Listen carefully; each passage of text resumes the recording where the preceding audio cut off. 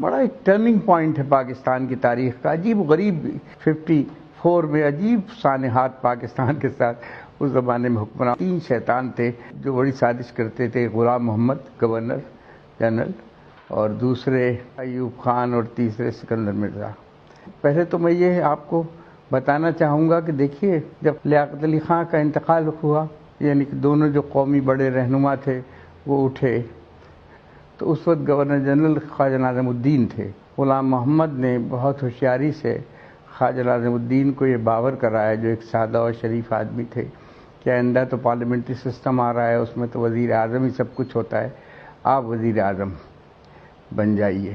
اور وہ خود گورنر جنرل بن گیا، کیونکہ یہ جانتا تھا کہ 1935 کے گورنمنٹ آف انڈیا ایکٹ کے تحت سارے اختیارات جو ہیں، سارے اختیارات گورنر جنرل ہوتا ہے. اس طرح بیوروکریسی کا ایک نمائندہ جو تھا وہ بڑے ٹاپ پر جا کر 1935 کے گورنمنٹ آف انڈیا ایکٹ کے اختیارات کے ساتھ وہ بیٹھ گیا جا کر، اور اس نے بڑی سازشیں کی اس پورے پیریڈ کے اندر.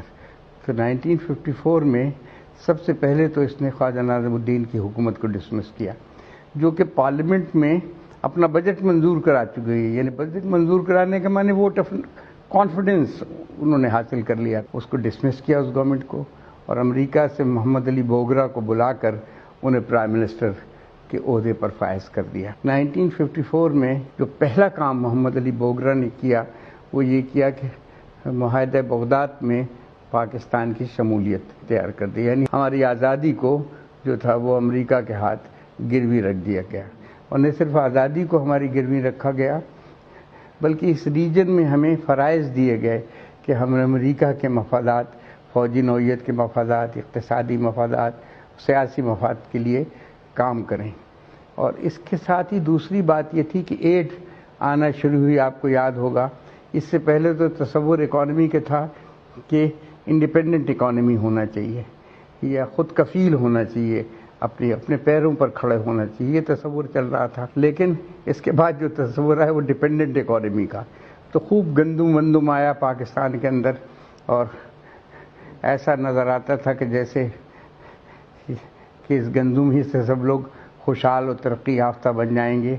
تو اس کے ساتھ گھن بھی آیا جو ہماری نہ صرف اقتصادیات کو کھا گیا، بلکہ یہ گھن جو تھا وہ ہماری آزادی کی روح کو بھی چٹ کر گیا. یہ جو سارا گھن تھا، تو یہ سانیہ وقوع پذیر ہوا. پھر آپ یہ دیکھیے کہ 1 یونٹ کا 22 نومبر مجھے یاد پڑتا ہے، اگر آپ چیک کر لیجئے گا کہ 22 نومبر 1954 کو انہوں نے اناؤنسمنٹ 1 یونٹ کا اناؤنسمنٹ کیا.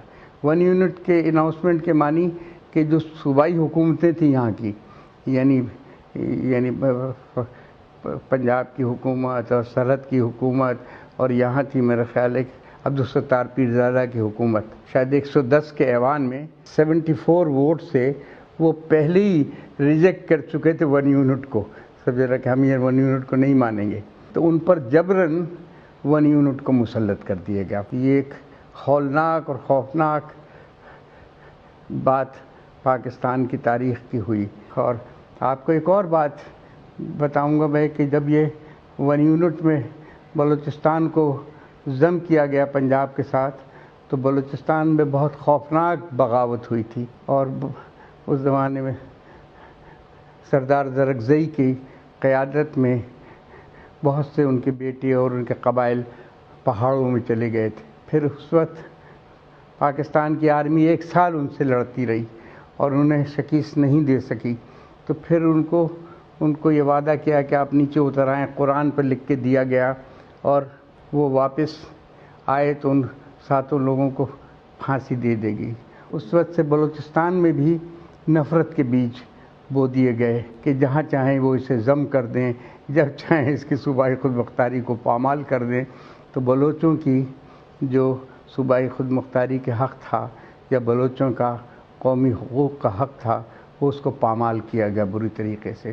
تو یہ بہت خوفناک رزلٹ ہمارے یہاں ثابت ہوئے. پھر آپ یہ دیکھیے کہ 1954 میں ایسٹ پاکستان میں ایک جگتو فرنٹ بنا، سب پارٹیوں کا متحدہ محاذ بنا، اور اس نے جو الیکشن ہوئے 309 کی اسمبلی کے اندر 237 سیٹوں کی مسلم لیگ کو بالکل ٹوٹلی شکست فاش دے دی، اور حالت سے ہوئی کہ صرف 10 سیٹیں مسلم لیگ کے پاس آئیں۔ لیکن اس اسکندر مرزا کو یہاں سے بھیجا گیا، اسی غلام محمد نے بھیجا انہیں، اور اس کا نتیجہ یہ نکلا کہ اس نے وہاں جا کر جگتو فرنٹ کی حکومت کو توڑ دیا، یعنی AK فضل الحق کی حکومت کو اس نے توڑا، لوگوں کو گرفتار کیا گیا، لوگوں کے ساتھ ظالمانہ رویہ رکھا گیا، جیلوں میں تمام جگتو فرنٹ کے کارکنوں اور لیڈروں کو یعنی بھر دیا گیا۔ تو یہ اسکندر مرزا کی کارروائی وہاں ہوئی، اور اس کی وجہ سے پھر پہلی دفعہ ان کو یہ احساس ہوا کہ ویسٹ پاکستان سے آ کر ہم پر اپنا فیصلہ مسلط کرتے ہیں، اور ہمارے پاپولر موومنٹ کو اور پاپولر اتحاد کو اس طریقے سے پارا پارا کرتے ہیں اور توڑتے ہیں۔ تو وہاں بھی ایک نفرت کے بیج بوئے گئے اس کے اندر۔ ریپیٹ کرتا ہوں میں کہ فوجی معاہدے کیے، والنٹری پیرٹی کے ذریعے سے نفرتوں کے بیج بوئے گئے۔ اس کے ذریعے سے ایک اور کام بھی کیا گیا کہ یہاں پر یعنی جو فوجی معاہدہ کرنے سے قبل جس چیز کا انہوں نے اہتمام کیا کہ انہیں خطرہ تھا کہ اس بات کو طالب علم جو ہیں برداشت نہیں کریں گے، اور طالب علم جو ہیں مزاحمت کریں گے اس بات کی، DSF اس کی مزاحمت کرے گی، تو انہوں نے پہلا کام یہ کیا کہ DSF کو بین کر دیا، کمیونسٹ پارٹی پر پابندی لگا دی، اور آپ پورے ملک کے اندر انہوں نے نوجوانوں کو بڑے وسیع پیمانے پر گرفتاریاں شروع کی اور فوجی معاہدہ اختیار کیا۔ اس کے خلاف لوگوں میں ریئیکشنز ہوئے، تو انہوں نے بڑے وسیع پیمانے پر گرفتاریاں کی۔